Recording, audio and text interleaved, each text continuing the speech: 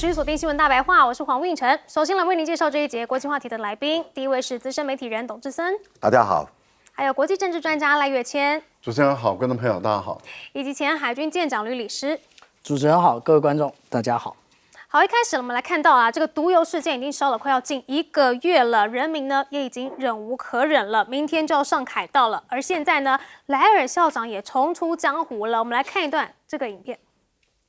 剩下的我去了1300多个店家，你的便当店、你的超商、你家巷口的餐厅，还有你孩子的营养午餐。你以为把我吃下去就结束了？当你把我倒进锅里，烧到冒烟，我会变成你呼吸的空气。这一次，我直接进你的肺。全世界最怕我，就是我会制造肺癌。站在锅前的人最有危险。谢谢制度，什么都没改。谢谢那些人把责任推得干干净净。所以我还在你的餐桌上。哎呦，不是我逼你吃，你跟我大声干嘛？没有人逼我们吃，可是我们从来没有选择。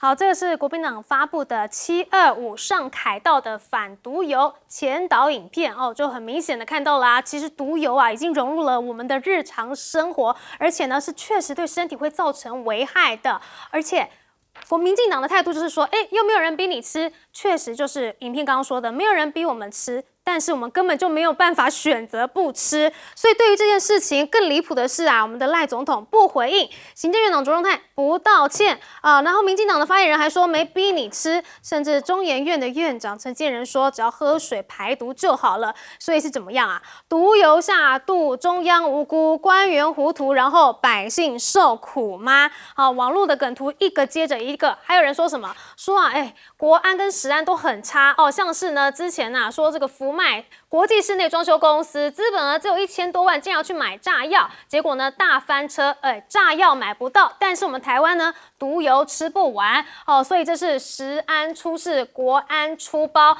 搞得大家都非常的不安。好，那之前都说啦，食安就是国安啊，这是不是民进党自己说的？好，那不仅仅是现在我们的食安没有得顾，国安这一块呢，也确实是出了大包吗？因为啊，中国大陆的演习又来了。我们来看到呢，国防部今天公布呢，说一共侦获了解放军机8架次，还有船舰10艘扰台哦，很多架共机都进入了我国的北部、还有西南以及东部空域，甚至火箭也飞越了我国的防空识别区。好，那大陆的官媒就指出啦，说啊，这个东部战区啊，组织实弹射击演训啊，台海的维权已经进入了一个什么样的新常态哦？这个是大陆的官媒说呢，中国啊各类涉台行动已经多点铺开了，分属于海事管控、海上执法、海洋资源探开、军事行动等等的不同领域。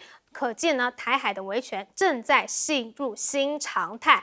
大陆的官媒都自己这样讲了，直接告诉你说是个新常态嘞。结果呢，国防部是怎么回应的呢？国防部说啊，中国在台海实弹演习啊，我们都有掌握。而外交部啊是谴责，但是陆委会却说对我方影响不大，真是奇怪了。平常跨境这样都说好可怕，好可怕，结果现在军队实际在这个我们国台湾附近演习，却说影响不大。好，这是什么样的逻辑呢？甚至啊，美国呢也来打强心针哦。我们来看到呢，美国的战争部次长啊就说了，川普的台海战略，说台湾呢还是属于第一岛链啊，会确保你们战力达标哦。这个是美国的战争部次长柯伯吉说的，说啊，美国对台湾的政策并未改变啊，整体的目标呢就是要维系战略稳定。川普政府设定了国安战略，第一岛链呢有强大拒止防卫战力，美国将会与盟邦确保伙伴能够达标。好，这个白话文是什么呢？是不是说，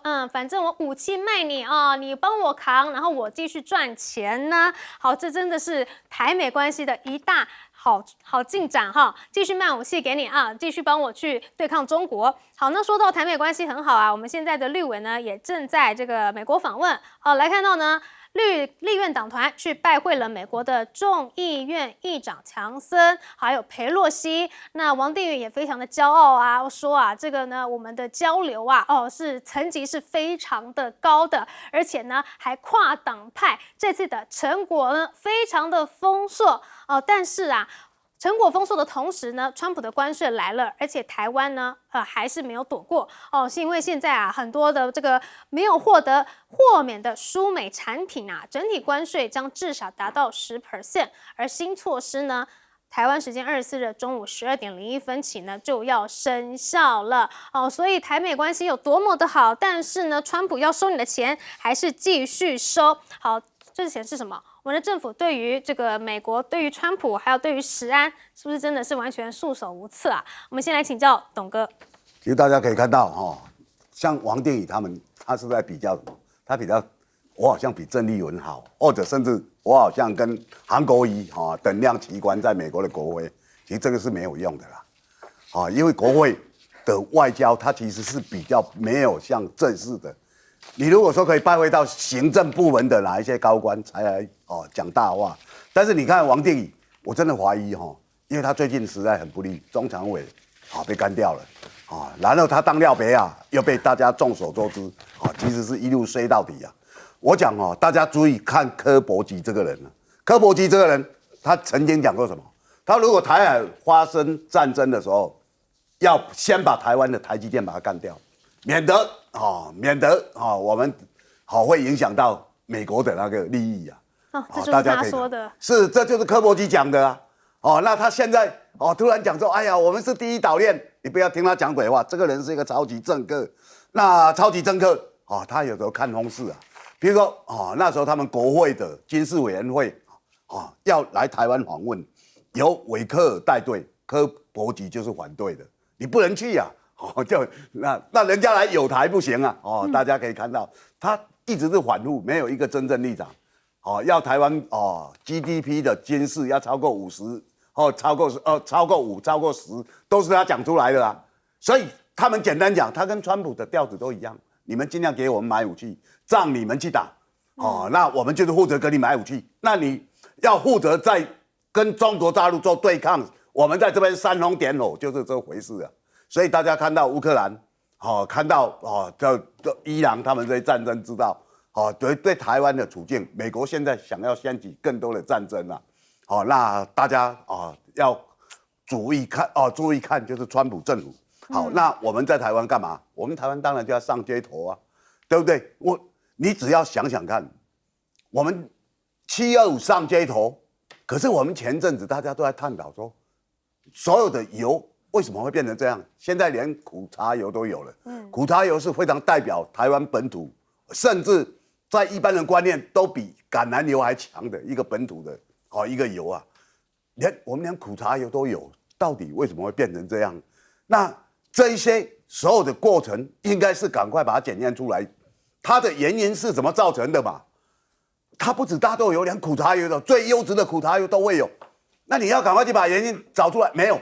原因没有找出来，我们725要上街头，他们就开始演戏了。开始说我们要现在行政院我们有要通过一个法律，大家可以看到了有没有？要送立法院，然后看到他们赶快找人来开会，请六都，我们要来研究，大家的意见很重要。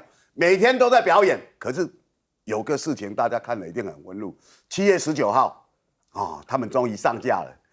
我们知道6月30号事情刚发生的时候，大家都很紧张行政院开院会，那时候我们的卫福部长石崇良对外讲台中就一直问说什么时候要上架然后还骂到郑肇兴说我没有参加宴会我什么时候去跟你讲原来他搞错了，他搞错了另外一个副市长，但是台中也没有这样讲那为什么他去栽赃？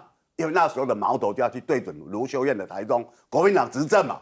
那7月19终于看到了，他们说我们现在让19批总共有501项的东西已经可以上架了。他那一天讲准备要上架的时候，台北、台中、高雄都反对连陈其迈都反对。你现在原因还没有找出来，你就急急忙忙，为什么要让它上架？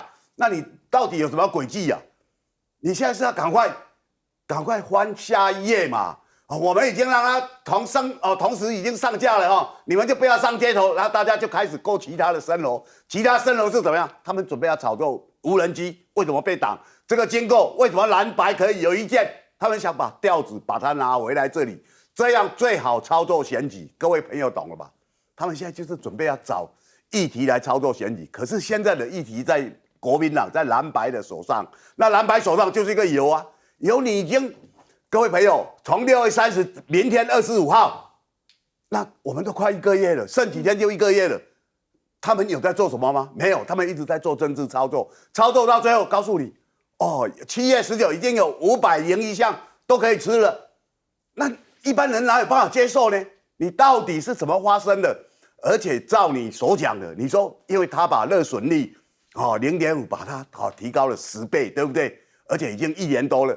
那这1年多来，我们吃的更多。你们现在检查也不过4月到6月啊，所以这些都讲不清楚，急急忙忙赶快让他们501项这些通通的上架，那老百姓的安全在哪里？各位朋友，725要上街头，下午5点穿白衣服，凯道见。好，所以为什么民众会这么的愤怒呢？就是因为我们根本没有得选，我们必须得要吃下这些毒油，然后政府呢似乎呢是比较站在业者那边的。我们来请教赖教授。运成，你知道你吃的油有没有毒？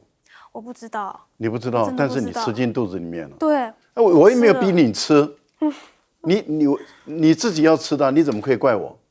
这个就是都是我的错。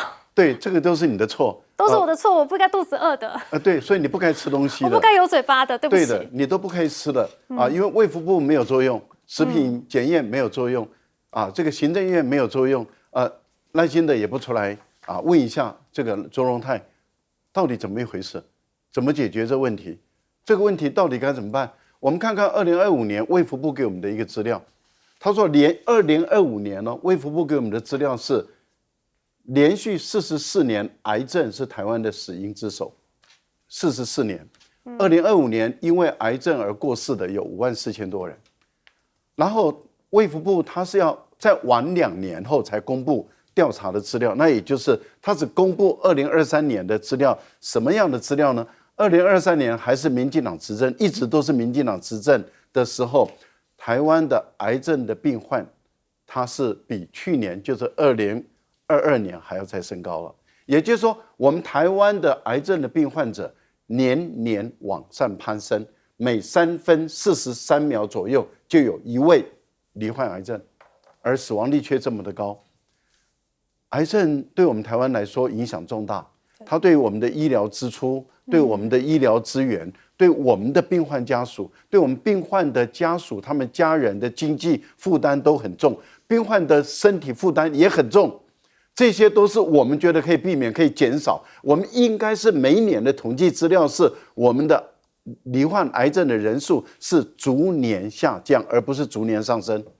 但是问题就在于，当又发现会致癌的东西的时候，然后我们看到民进党的态度是：我也没有逼你吃，我们没办法接受。坦白说，如果民进党一直是这样，他真的是把人民逼上街头。而且不要忘了，吃下这些毒油的。不是只有蓝银白银，是蓝绿都吃。我坦白说，我个人认为，很多绿营的朋友，他内心里面其实是生气的，他只是不讲而已，因为他知道他的支持的这个政党是搞坏事情的，但是他不讲，但不代表他没有愤怒，不代表他没有担心，不代表他没有意见。但是如果说今天民进党一直不变的话，他真的会把不分蓝绿都逼上街头。我觉得明天可能会有很多的人他会走上街头，因为他实在是受不了了。他觉得让我们吃下去是不应该的，但是更不应该的是你的态度，对你处理事情的态度，你怎么样让我们说我们信任你，你能够解决问题？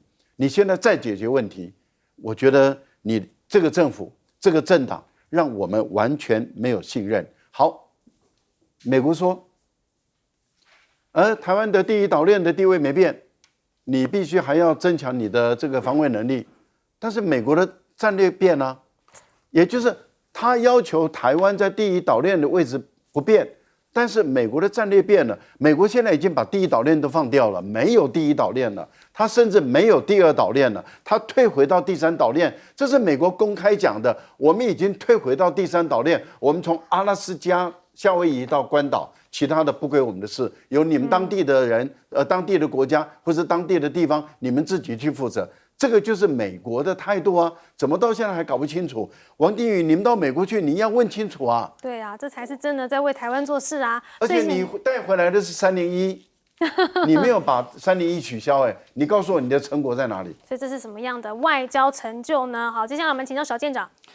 我们刚刚谈到了非常多的有关于毒油吃下肚的部分，可是呢，实际上也有很多有毒的新闻啊，我们每天都在透过这一些绿媒不断在传播。那例如说我们刚刚所看到的，火箭飞越这个上空啊。其实这个火箭是所谓的长征3乙运载火箭啊，它搭载的是天链2号的卫星，那个卫星是要到太空的，不是要到台湾的。所以我们这样讲啊，他们都这样做，就跟当年总统大选前的那一个明明也是运载火箭通过嘛，他们一定要把它英文写成 missile， 因为他知道有非常多的这一个外媒都在台湾，他故意写 missile。写成飞弹，让大家觉得哎呀很害怕，然后用这种垃圾布啊选上。那我们最近看到有关于民航警126的一个军演啊，那这是我个人画的啊。那我们把这个图仔细看一下的话，这个是昨天的早上6点到晚上6点，那这一个呢是即将结束的这一个今天的一个操演。我们仔细看看它在哪里啊？它不在这一个所谓的海峡中线附近啊，它不在啊，它在东山岛旁边，而且这个有多近啊？我跟大家报告啊，就离中国大陆到底有多近啊？这个是中国大陆的领海基线这一条，那也就是它操演的位置在哪里啊？在中国的内水之中，也就是在中国大陆的内水之中。我想请教一下。这么多人，所谓的专家学者，你出来喊什么？在台湾周遭是不是也有国军在进行各种的演训呢？那是不是中国大陆也要这样做一下呢？而且这一个演习是不是常态化？是啊，我们这样来看呢，我们现在看这张图是2023年的，也在一样的地方啊，也在东门屿、东山岛以及。古雷半岛的地方，那个时候所有的登陆舰都出现了。我们看到从072的大型登陆舰到075的2栖攻击舰到071的综合登陆舰，全部都在啊。那这个到底是要做什么操演呢？其实他做的演练。也就是如何的2栖登陆，所以我们看从渤海这个地方掉下来的舰艇，也就是滚装货轮非常多啊，有这个渤海的钻珠啊，渤海的宝珠各种下来。那这是我们讲到说以往就已经是如此的，所以请这个有毒的新闻不用再来毒害我们国人。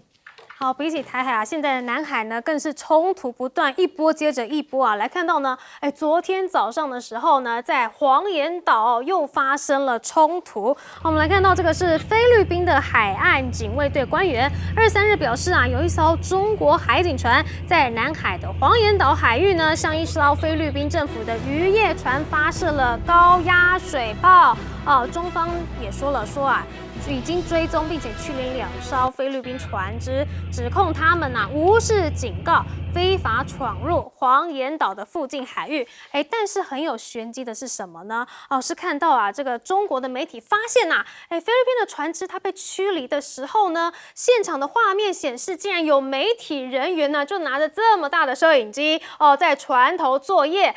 所以他是怀疑说，这是不是都是剧本啊？要拍成什么样的一个影片记录下来呢？所以是不是菲方刻意要来制造冲突，刻意要来炒作的呢？好，那如果你要演的话呢，现在中国大陆就来陪你演中国海军2栖攻击舰湖北号近日呢也是奔波南海某海域要展开多科目的实战演训，那有效锤炼官兵快速应急，好，那多维度的检验舰艇的作战性能。好，但是啊，在这一波波的中非冲突之后啊，我们来看到菲律宾的总统府发言人竟然说，小马可是在21号的时候呢，是召见了中国驻菲大使景权，还表达呢希望能够重设非中关系避免类似的事件再次发生，也同时寻求要改变双边的互动。这是什么意思啊？是先碰瓷完了之后，然后再说我愿意跟你和解吗？好，但是啊，我们来看到啊，外交上面表里不一的不仅是菲律宾，还有日本。现在日本的这个外务大臣茂木敏充呢说啊，他跟王毅在东协会长会议上面呢，有短暂的交谈呢，看起来双方呢是不是关系正在缓和呢？结果马上中国大陆的外交部发言人就说没有，因为这次在马尼拉期间呢，王毅外长呢并没有跟日方有任何的会见安排，马上就被打脸了。所以两边到底是有见还是没见呢？另外来看到呢，日本国内的民情也是非常的反战的。来看到日本的民众呢，就非常希望高市还有小泉能够认真去学历史。日本一直自称是世界上唯一的核爆受害者，因此啊，民众认为日本也必须要坚持遵守到今天为止的这个无核3原则。还说啊，日本年轻人不了解历史，因此必须要不断的告诉年轻人战争带来的后果。年轻人包括了高市早苗、小泉进次郎这些政治人物，也应该要一起来认真的学习历史。而且之前前首相石破茂也已经警告过日本政府啦。我们来听一下他当初是怎么说的。日本の経済が中国なしに成り立ちますか？欲しい話ばっかりしててもしょうがない。食料だって自給率 38% ですよ。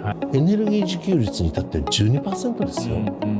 で、本当にそれって国力100倍のアメリカに戦争を仕掛けたような何が違うっていう話ですよ。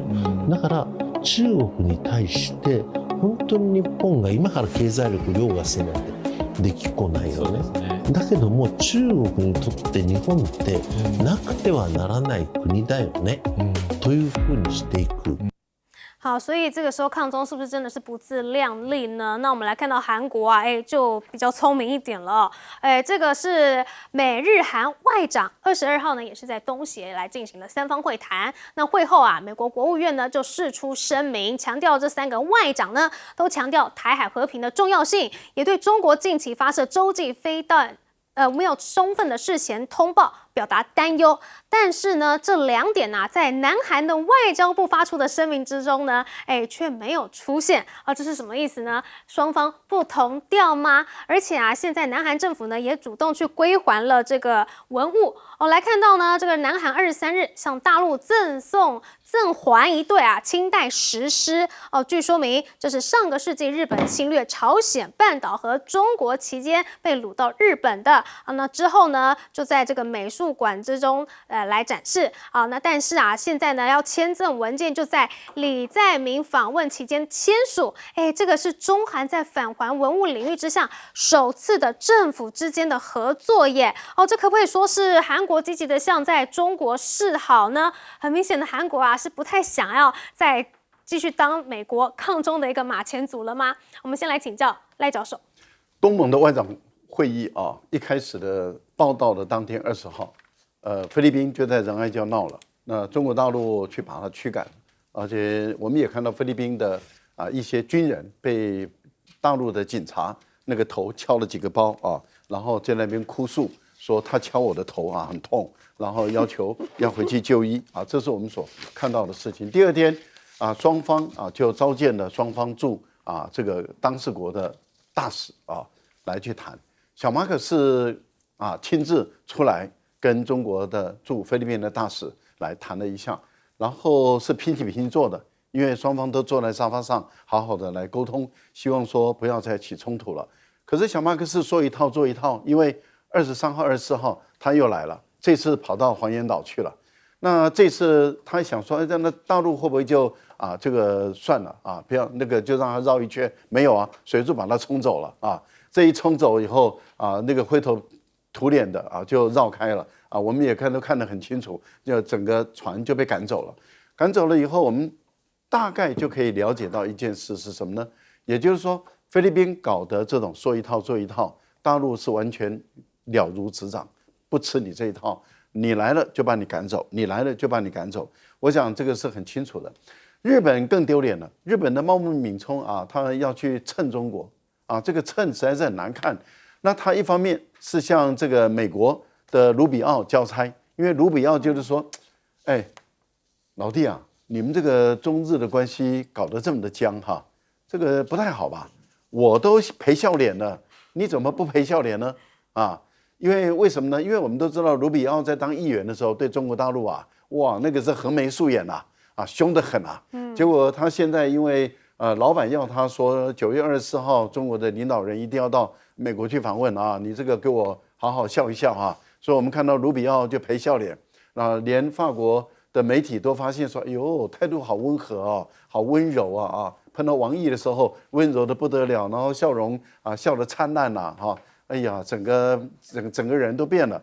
那他现在在讲日本的，就是说，哎，你不要给我坏的事哈。如果你今天在我们还没有见面之前，你中日的关系搞得决裂，那这个账算你的啊。那这个部分里面，我们看到茂木敏充奉了他的老板的命啊，不是高市早苗，而是卢比奥，卢比奥才是茂木敏充的老板。所以他就去赌王毅了，那去赌就赌得难看了，赌了以后就要搞两面手法，因为这是日本人的专长嘛，啊，就是搞阴的啊，我们已经见过面了啊，但是问题就在于中国大陆就完全不给脸了哈，就噼里啪啦打了他2巴脸，为什么呢？因为他说第一个，我们没有安排要见面，第二个，我们是跟这个东盟的会议完了以后，我离开会场，这个茂木敏充跑去那边堵我。在我的门口堵我，那堵了就很难看嘛。而且呢，我也没有机会，我也没有想要跟他聊，所以我就继续走我的。然后他就在那边想办法讲2句话，讲2句话回来以后就说：“哎呀，我跟中国大陆我们已经谈了中日的关系呀，这很重要啊，要多沟通啦。”其实有吗？有吗？什么时候两边站在那个地方？有没有拍照给大家看呢？有没有握手啊？什么都没有，什么照片都没有，什么也都没有，连翻译都没带过去啊！所以我们就可以看得很明白，就是说去蹭、去赌，这个很难看啊！一个部长干到这种地步，这个坦白说真的很难看。那原因很简单嘛，原因就是高市早苗现在在他的国内的声望一直往下落，而且落得越来越严重。现在有一个媒体，他是长期追踪的，他已经破了50%了，而且反对他的比支持他的多了，一个是46，一个41，那另外其他的所有的媒体全部都往下落了，那这代表什么？这个高市早苗的情况非常不利。如果再有几个媒体，尤其是比较偏右的媒体都破了50%以后，高市早苗大概就完蛋了啊！因为按照日本过去的政坛他们的惯例啊，往下落的时候，一旦破了50，就一直往下走，走到30，那就准备下台一鞠躬。我觉得这个石破茂讲得很明白嘛，就是说我们跟中国大陆，我们已经不是一个量体了，所以我们现在要生存的话，就是要想办法让中国大陆也需要我们，那就是相互依赖，相互依赖就不至于决裂。我觉得这个话讲的就很明白。美日韩的这个3者讲话，我个人认为大家已经看出端倪没有？各自表述，也就是说你美国发表你的声明，我韩国发表我的声明，这代表什么？没有联合声明。好，接下来我们来看到这个菲律宾在黄岩岛跟中国的冲突，到底是不是想设局呢？请教小舰长。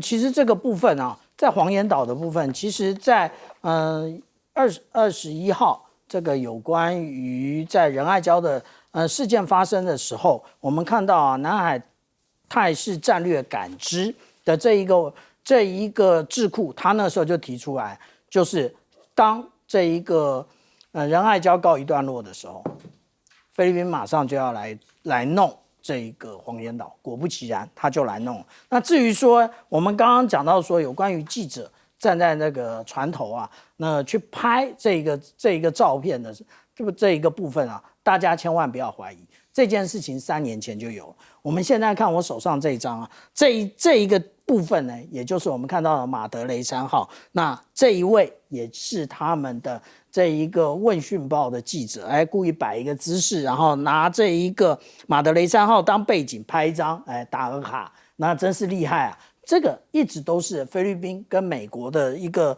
手法那但是呢，我们看到啊，有关于无论是在仁爱礁或者是黄岩岛啊，那其实菲律宾这样一直做啊，其实就是一个字傻。为什么？因为我们来看到啊，有关于这个21号的时候啊，那个这一个中国大陆它允许了菲律宾的这个小艇那接驳的方式，然后呢，基于人道主义把那个头破的那一个菲律宾的陆战队队员送回去，那送回去休养。那其实这个是什么？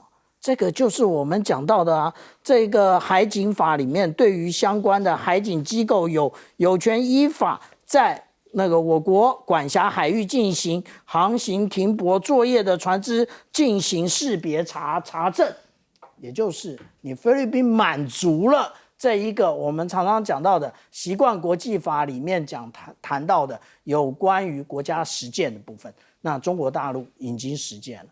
那这一个部分呢，就说你们傻，你们只会上这个仲裁法院啊。可是有关于国际法相关内容，你真的摸透了吗？而且排除国际法，我们看美国遵守国际法吗？有关于那个国际海洋法，美国有签署吗？没签署，但是拿这个法一天到晚说东说西的，那其实这是国际法，只是强权摆在前面的一个好听的一个话语而已。但是真正执行的时候，我们讲到说，真正靠的是拳头啊。那这一个部分呢，韩国其实它非常清楚啊。我们现在看到这一张图啊，大家可能会看不懂，这到底是哪里啊？这个是挂在美军那个驻韩司令他的一个办公室里面的这张图，大家看不懂没关系，我帮大家换一个角度，你这样就看懂了。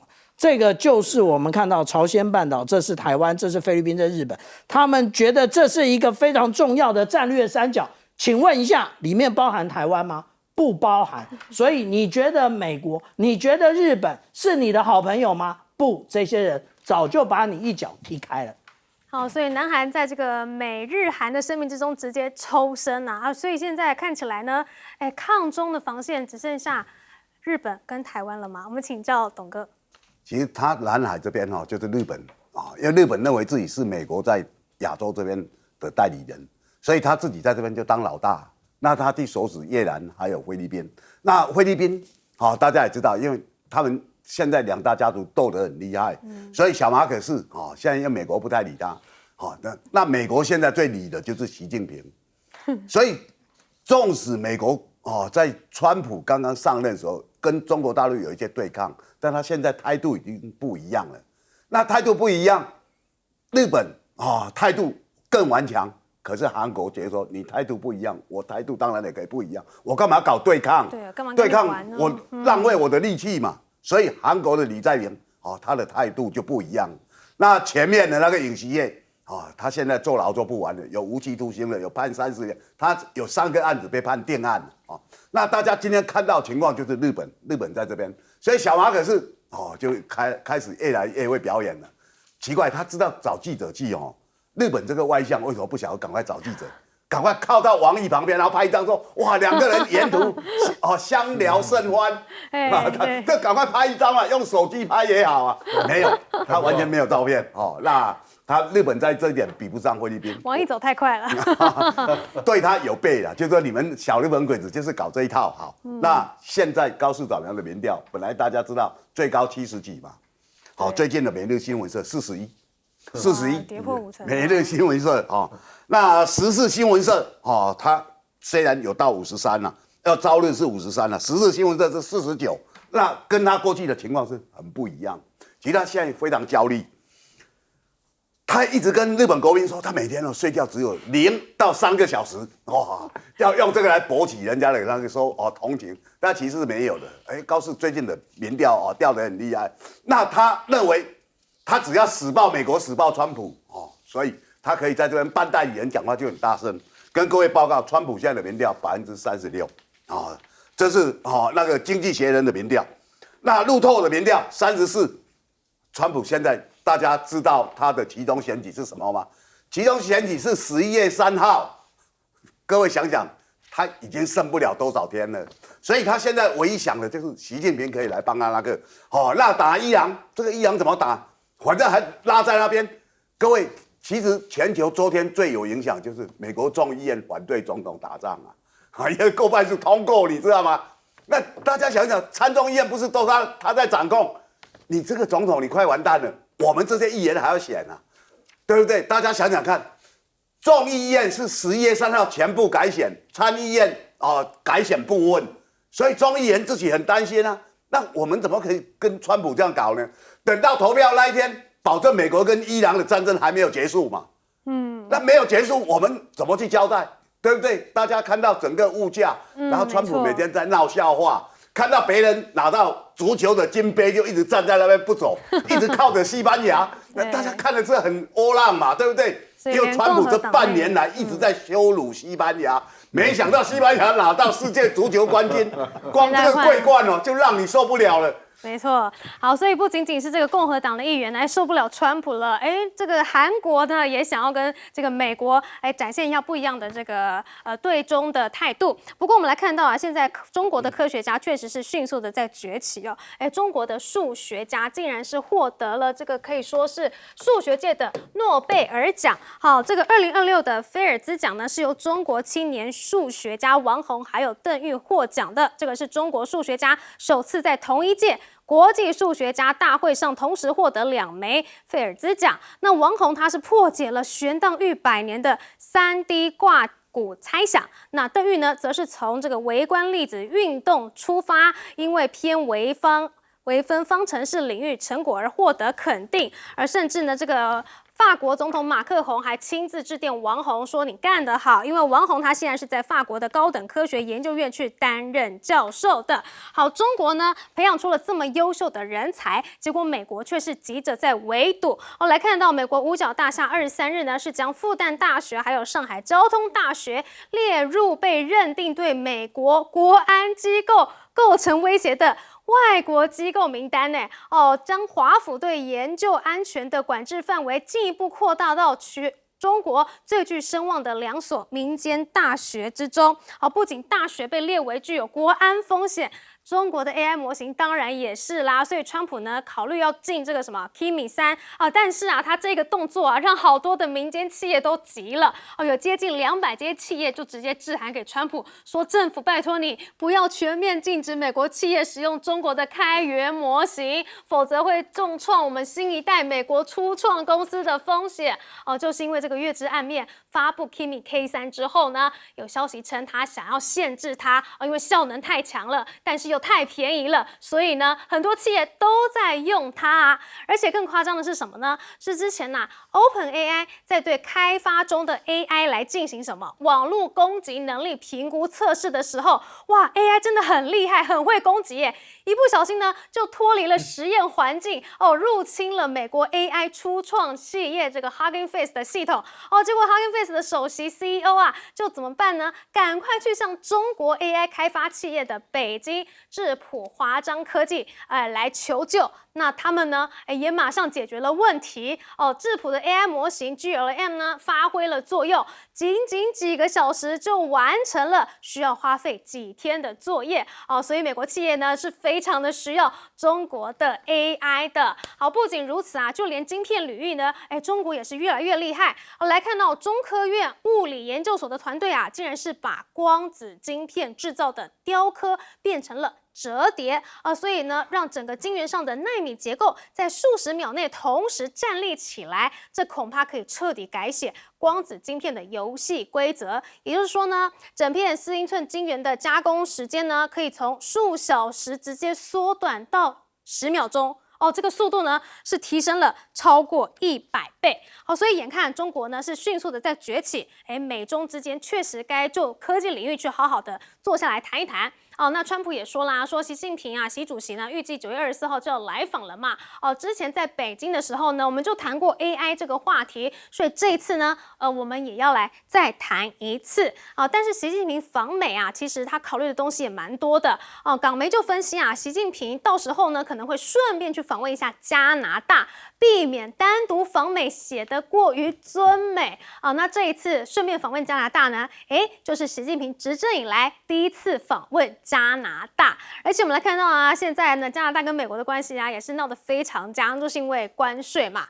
因为川普祭出了50%的新关税，那么加拿大总理卡尼啊就向各省的省长表示说，我们加拿大会不惜一切的代价在贸易战中自卫，不排除采取报复性的反制措施。那安大略省长就说啦，我们要1美元对1美元的对等反击。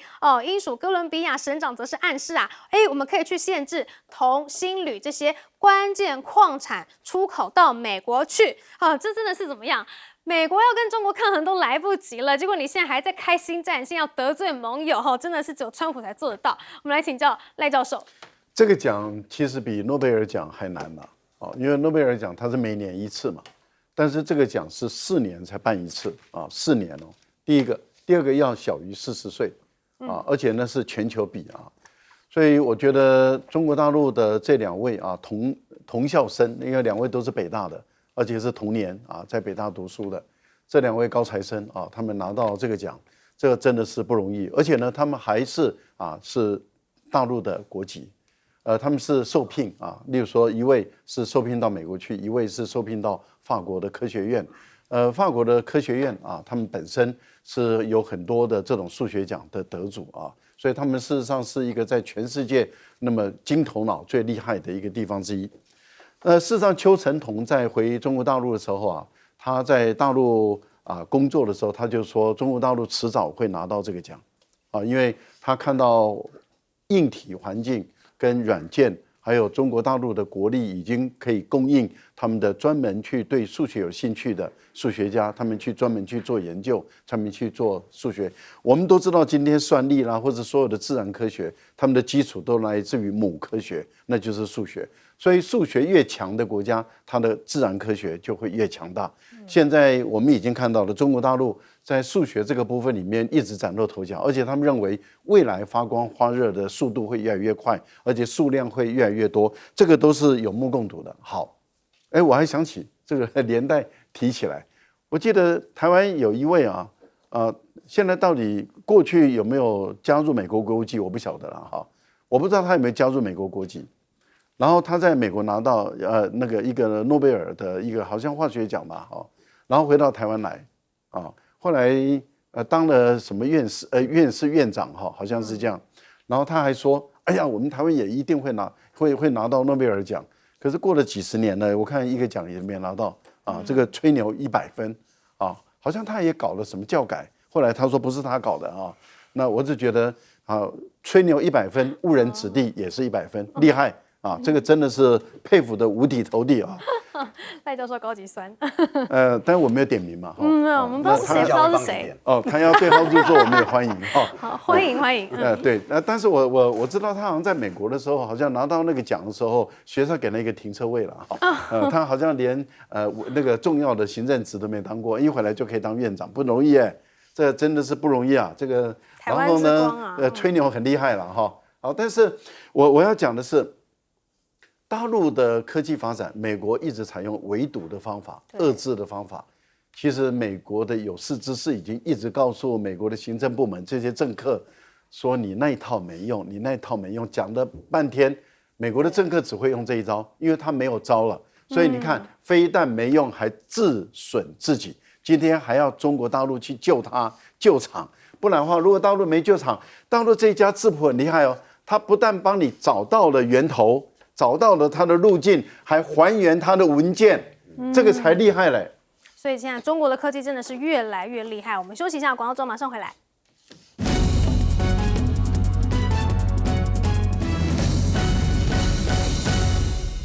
全台目光聚焦凯道，人潮汇聚，声音涌现。TVBS 新闻就在现场，及时掌握现场动态。1400新闻大白话，1900 TVBS 战情室。7月25日，反独台上凯道特别报道，锁定 TVBS 56频道。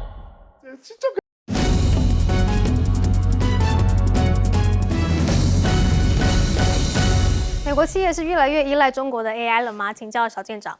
有关于 Hugging Face 的这个问题啊，那其实我们应该想一想啊，有一部电影啊叫《变形金刚》，他们那个时候也一样啊，被那个狂派渗入的时候，第一个怎么解决？直接断网啊！你不断网，然后你直接找中国大陆，但是你这样做是对的，因为你断网也没用啊。那但是我们想一想，这个作为叫做什么？叫做发展的时候，你就专门黑中国；但是你要求救的时候呢，你就找中国。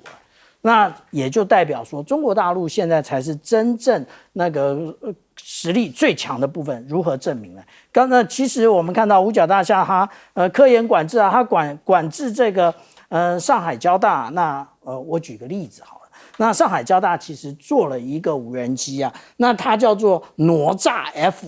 那它可以自行部署，而且它可以在空中飞行，它还可以在水下部署啊。那这一个呢，其实是大家比较难以想象到的。但是我跟大家报告啊，这篇论文其实已经很久了，这是2023年的论文，这个论文已经在3年前发表了。而且按照我们对于中国大陆的论文的认知的话，当它发表的时候，它也已经 delay 3年了。所以这是6年前的事情啊。那这是一个什么状况呢？也就是我们直接可以看到，有图有真相嘛，它是这个样子的。这个哪吒啊，它在水下的时候，它其实是可以张开那个变成车叶的，但是它也可以直接起飞飞行，这叫做跨界值。那我请问一下，国防部的这些长官，你有想到这件事吗？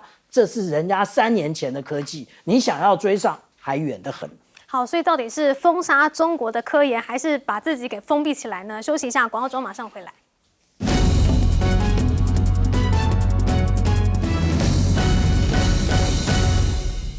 全台目光聚焦凯道，人潮汇聚，声音涌现。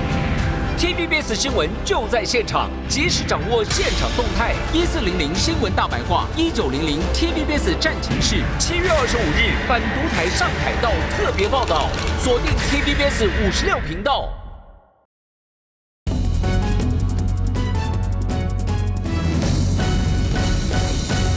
中国的人才真的是非常的优秀，美国要怎么防堵呢？请教董哥。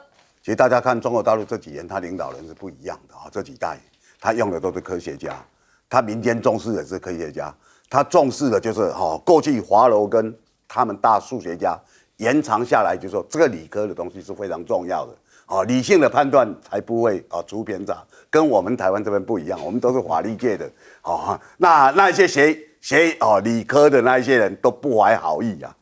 刚刚讲那个人叫李远哲，我就要讲出来。他搞教改，搞完了以后说不是他的意思，最近又在推了我有时候讲这些东西，其实看不下去。但是我跟各位朋友讲，其实最近在科技界，它很大的一个就是您刚刚提到的叶之音啊，他们现在在香港在募股嘛。那大致上大家会觉得说他有什么样的底气？他底气可大了他的 ARR 最近获得非常厉害的突破，然后 Kimi K3 最近获得国际上非常高的评价所以你今天看到了，那这些所有的他们有非常多的科学家都是国际上非常顶尖的，而且顶尖是他们自己人培养出来的